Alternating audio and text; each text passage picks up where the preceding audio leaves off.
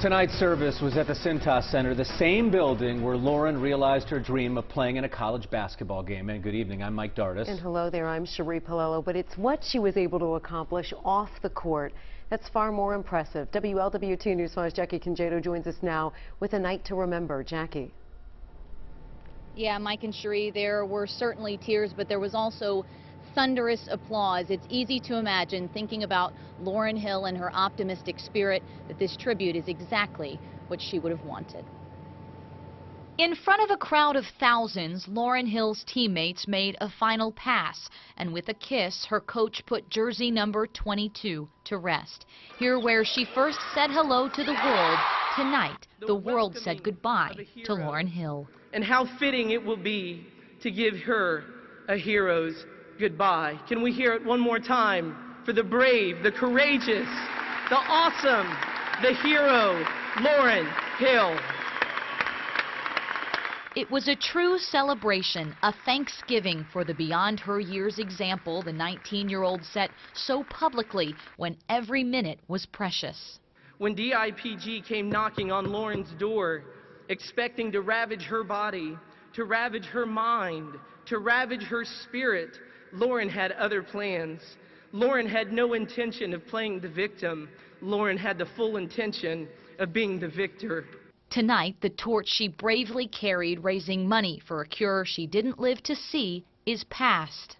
She's supernatural. She's a super Lauryn, and we love her. You know, we've let her go, but she's filling us all up with love and spirit, and I dare anyone to give up knowing her. Lawrenceburg High School Secretary Judy Reese's granddaughters are selling lemonade on the weekends. How much money did you make this weekend? $40. Doing their part to keep Lauryn's dream alive. She didn't want to really be super famous. She just wanted to be known for like what she did to help. She was a hero to us. You might even say Lauryn Hill proved stronger than death, evidenced by crowds of strangers so obviously moved to action by one 19-year-old girl. To those who don't know her personally, I wish they did, but I challenge them to live like Lauryn.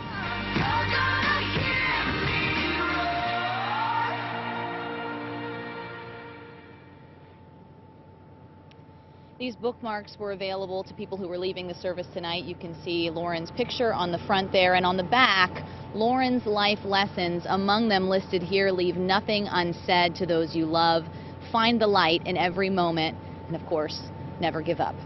Reporting live tonight, Jackie Congedo, WLWT News 5. Just beautiful, Jackie. Thank you.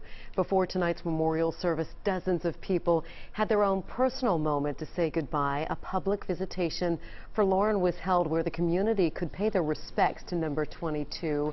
There were pictures of Lauryn, flowers with messages of sorrow, and a guest book now filled with heartfelt letters to Lauryn. In the past few days, memorials for Lauryn have grown at Mount St. Joe, where her basketball career really took off. A memorial started on Friday around the statue centerpiece of campus.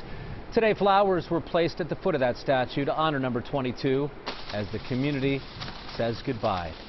In Lawrenceburg, ribbons and flowers marking the spot where Lauryn went to high school. Chalk on the stairs with phrases like, "Not all heroes wear capes," and "We love you, Hills." And there is no better way to remember Lauryn than continuing on her legacy. That's why The Cure Starts Now has launched a new campaign called Club 22.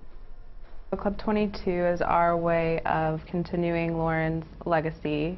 Just like the Xavier game wasn't known as her last game, this is our way of kind of continuing her efforts to find the cure.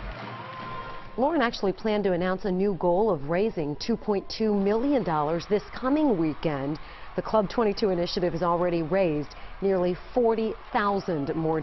Now, if you missed any part of tonight's memorial service for Lauryn, or you maybe want to see it again, we have posted the entire one-hour-long program online for you tonight. It's right there on our homepage of WLWT.com.